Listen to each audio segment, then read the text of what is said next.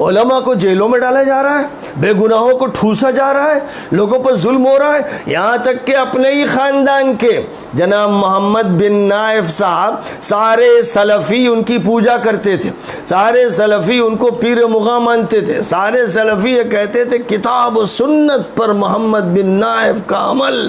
اور پھر وہ انہوں نے ایک زبردست تنظیم قائم کر رکھی ہے, مدینہ منورہ میں اس کا زبردست اجلاس کیا. ہندوستان سے مولانا ارشد صاحب بھی تشریف لے گئے اور بیان فرمایا یہ محمد بن نائف کے نام سے سنت کا ادارہ ہے.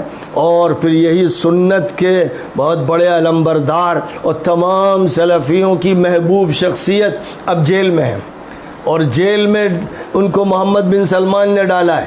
الزام یہ ہے کہ یہ منشیات استعمال کرتے ہیں, ہیروئن استعمال کرتے ہیں. الزام یہ ہے کہ انہوں نے اربوں روپے کھا لیے, ہڑپ کر لیے. خود خاندان ہی کے لوگ الزام لگا رہے ہیں اور جیل میں ٹھوس رہے ہیں.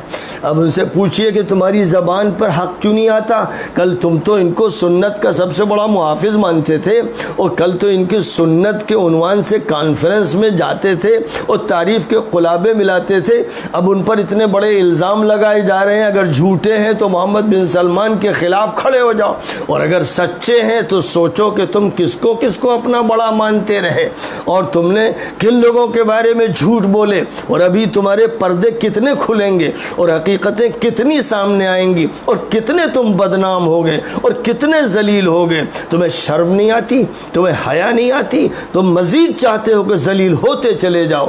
کہ اللہ کے یہاں تو احترام کے لیے قربانی کے جانوروں کا بھی تذکرہ فرمایا گیا, اور ان کے قلادوں کا بھی تذکرہ فرمایا گیا, اور یہ فرما دیا گیا کہ اللہ میاں کے سامنے ہر چیز کھلی ہوئی ہے, کوئی چیز ڈھکی چھپی نہیں. وہ جانتا ہے کہ تمہارے دلوں میں کیا ہے, وہ جانتا ہے کہ تمہاری سازشیں کیا ہیں, وہ جانتا ہے کہ تمہاری تعویلات اور جھوٹ کے پلندے کیا ہیں, اسے سب معلوم ہے, اور وہ سزا دے کر رہے گا. بچیں گے نہیں یہ لوگ.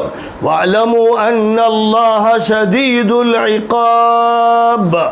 یہ بدماشی کرنے والے, یہ ظالم, یہ فتین, ملک میں عریانیت پھیلانے والے, صہیونیت اور صلیبیت کے حوالے کرنے والے, اور بے گناہوں پر مظالم کرنے والے بچیں گے نہیں, یا اللہ کی سزا سے بچیں گے نہیں.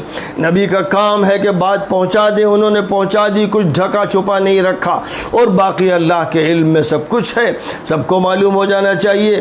لا يستوي الخبيث ولا الطيب. خبیث اور طیب برابر نہیں ہے.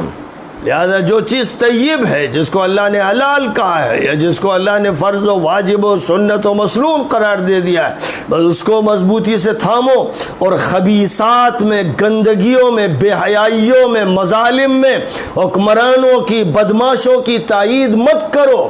اے مولوی نما جانوروں, اگر تم نے ان کی تائید کی تو یاد رکھو کہ اس خبیث کے ساتھ لپیٹ کے تم بھی انہی مجرموں کے ساتھ جہنم میں پھینک دیا جاؤ.